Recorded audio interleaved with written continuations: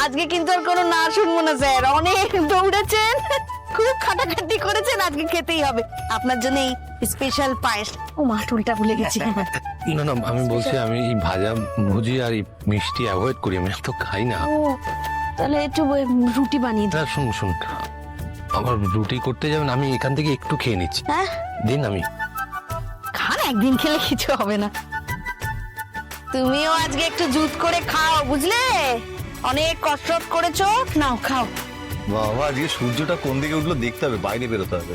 তাহলে সবাই আর হাঁটাহাঁটি করতে পারলো, শুধু সন্তু ছাড়া। তবে শুনি, সন্তু ছেলেটা কেমন বলো তো?